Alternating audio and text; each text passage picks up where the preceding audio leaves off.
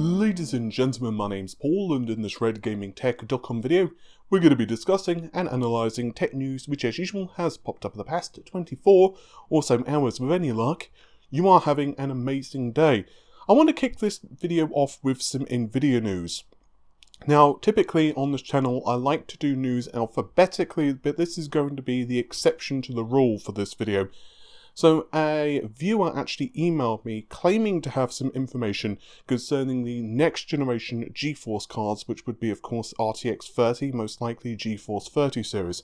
He claims that he has a contact within a large AAA studio. He did give me specifics on that, but I won't reveal them for this video for obvious reasons. Anyway, according to him, NVIDIA have been sending shipments of GeForce 20 series cards in an effort to encourage AAA developers to leverage ray tracing on GeForce cards. So basically, just to help them develop, optimize ray tracing solutions for their game engines and so on and so on. But what's new information is, he claims anyway, that this contact has also received a next generation GeForce card. He wasn't able to provide me any specifics because apparently his contact is very skittish in regards to the specifications of the hardware.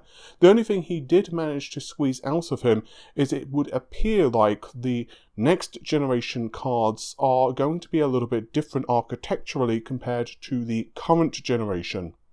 He said that in regards to optimizing ray tracing, it's going to be done different for the next generation of GPU either way, end quote. So Igor's lab claims that the next generation GeForce cards, which apparently will be based on the Ampere architecture, is going to launch in the first half of next year, although there is no specific launch date, of course, just a rather ambiguous window. And from what we're seeing, there have been a couple of filings as well on various shipping manifests, which look like engineering samples are being sent to and fro. But at the end of the day, we have very little in terms of solid information of what the specifications of the next generation GeForce cards are. A couple of times now I've mentioned that I believe that the next generation of cards are going to double down on ray tracing. There was that supposed leak as well, which seems to confirm that. And a couple of people I've spoken to said that they've heard kind of similar as whispers in the industry, but once again, precious little solid information.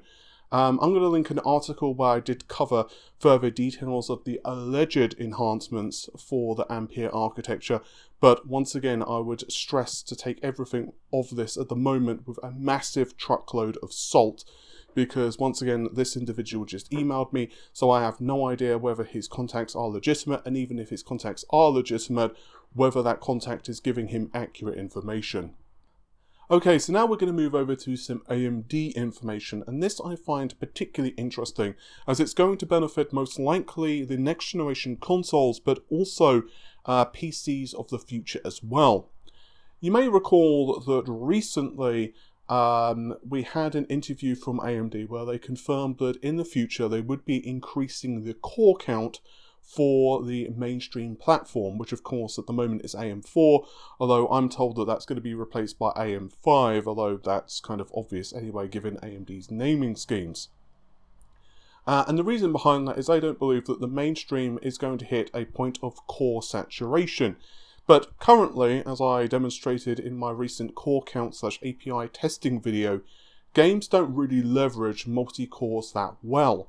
Obviously, that isn't to say that you can go around with like a dual-core processor and expect really high frame rates with an RTX 2080 Ti at 1080p, but it is to say that even if you have a 6700K right now and you've overclocked that to a pretty decent clock frequency, if your GPU is the limiting factor in your system, it's probable you won't get a huge bump if you upgrade to, let's say, a 9900K, and games at the moment don't really have that high of a requirement for their minimum specifications on the CPU side of the equation. So I'm not really telling you anything new there, but what is kind of new, and quite exciting, at least in my opinion, is a new initiative by AMD.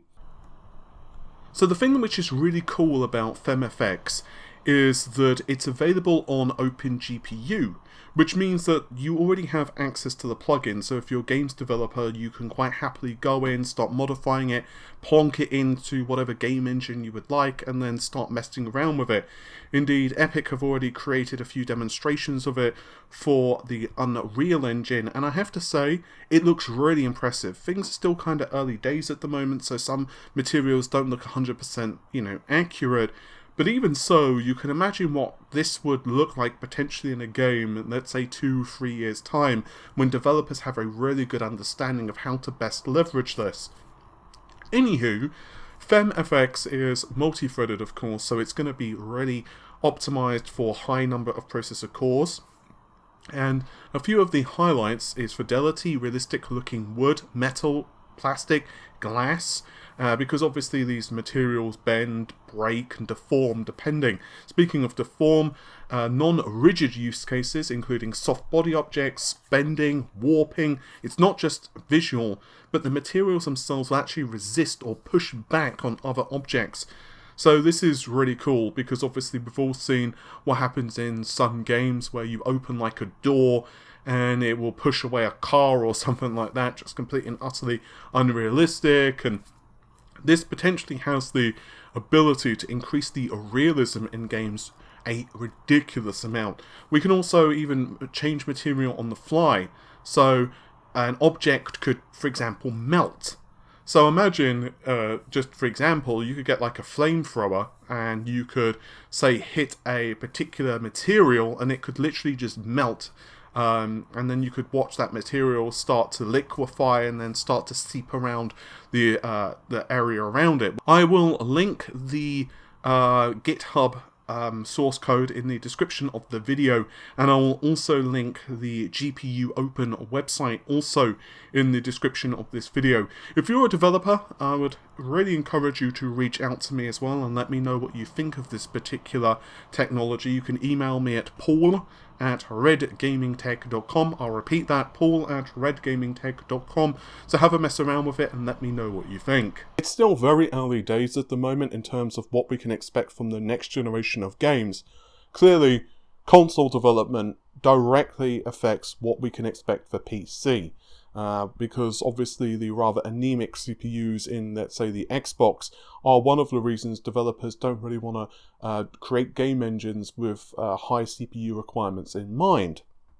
But given the Zen 2 based nature of the next generation consoles, Phil Spencer has recently confirmed it's about a 4 times increase in CPU grunt for the next generation Xbox compared to the current generation Xboxes. We can imagine just what this could bring to the table for the next generation of games. I have to say, I've rewatched the Hellblade trailer several times now, and I think it looks really, really impressive. What really gets me is the facial animation. I really think that the facial animation is just really impressive, and definitely a leap above what we've got for most games now. There are a couple of other current generation titles which do have really good animation, but given this is pre-production for Hellblade 2, yeah, I think it looks really, really nice.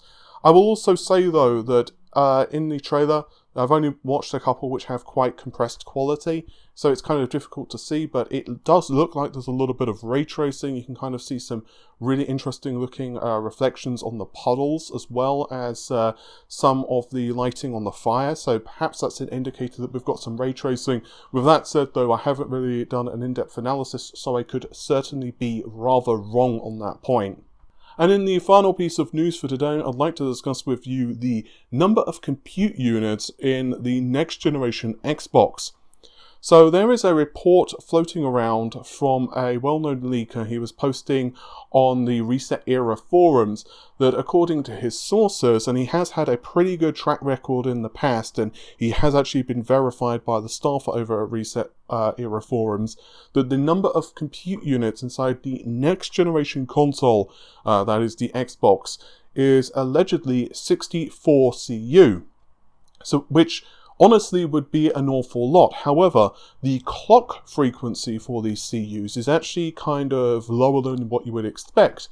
Thus, that's why we only have 12 T-flops for the floating point performance of the next generation system. As with all rumours, you should treat leaks like this with a massive grain of salt. But nevertheless, according to this particular leak, we are looking at 64 compute units, albeit clocked at a more modest clock frequency than what we've seen for the PlayStation 5 APU. We've seen the PS5 APU with its GPUs running at around 1800 MHz to 2 GHz. But with this particular layout, it seems that Microsoft are running theirs at around 1475 MHz with 64 compute units, which puts out around 12 teraflops of performance. Now that 12 teraflop figure is really important. Windows Central claim that according to several sources, the next generation Xbox is hitting 12 teraflops for its performance. But also Eurogamer also claim 12 teraflops as well for the next generation Xbox, and have also claimed that the PlayStation 5 is 10 teraflops. There have also been a couple of other whispers on the internet in general that 12 teraflops seems to be the target figure for the high-end SKU for Xbox. I've also been told that the Xbox is slightly ahead of the PlayStation 5, yet other people have told me the exact reverse and that the PS5 is slightly ahead of the Xbox. So I'm going to hold my hands up and say I don't really know on that one. I'm probably giving the nod to the Xbox simply because Eurogamer typically have really good sources, as does Windows Central. But anyway, does 64 compute units make sense? Well, ultimately it would mean a ridiculously large APU. Microsoft have made rather large APUs in the past. See the original Xbox One and also the Xbox One X. The Scorpion engine, which was of course the APU inside the Xbox One X, measured 359 mm², which was not small at all, and that was built on TSMC's 16nm process.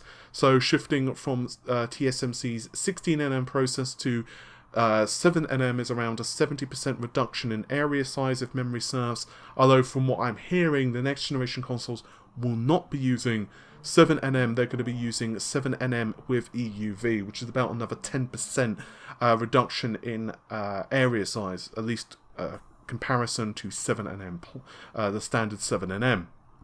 There's a really nice breakdown of the Nave 10 die, which is at the heart of the RX 5700/5700 XT. It features 40 compute units and has a total area measurement of 251 mm².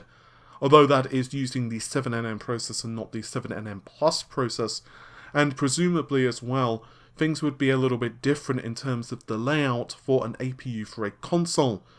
You can see though that the workgroup processor, which is two CUs pretty much jammed together lovingly, is basically around a third-ish of the space of the APU. I'm kind of eyeballing it here. But what that essentially means is that an APU for a console would certainly be pretty damn large. What we do know as well is that the Zen 2 chiplet, which of course is 8 CPU cores, is 74 mm² in size. Although it's worth noting that a lot of the space for the Zen 2 architecture is actually eaten up by cache. The level 3 cache actually eats up more space than the CPU die itself. So potentially one way around that to cut down the space would be basically to halve the amount of level 3 cache, which could theoretically still work rather nicely for a console. The biggest issue though is we don't know what's going on with the next generation of RDNA. We don't know how Microsoft are choosing to implement ray tracing, assuming they're using the hybrid ray tracing or a similar variant that we've seen AMD we've seen patents from AMD. That's great and all, but we don't know how much it's physically going to alter the size of a CU. I've been told that at least one of the next generation consoles is being built with a chiplet design for its APU. But whether that's true or not, and also my source didn't tell me which of the consoles that was, which makes it even more ambiguous. Personally speaking, I think it wouldn't be a a stretch to say that this is a development kit that's running with this number of CU, and I think that the final retail machines, if they are targeting 12 T-flops, will have a smaller number of compute units, albeit running at a higher clock frequency. Anyway, I think that just about does it for this particular video. I am working on a next generation console analysis. It's taking a little bit longer than I initially anticipated because I'm adding in some benchmarks. All will become clear when I eventually put out the video, hopefully in the next couple of days. I've got most of the script written for the first part. It's probably going to be split into a couple of different parts because already one of the parts of the script is well over 3,000 words. Yeah, brevity is not one of my strong suits, unfortunately. But anyway, hopefully you will stick around on the channel for that, and with any luck, you will have an amazing day. Normal stuff, if you have enjoyed the video, give it a like, of course, because that helps out a ton in YouTube land, and share the video with your friends. And if you didn't like the video, share it anyway, but with your enemies. But with that said, take care of yourselves, and bye for now.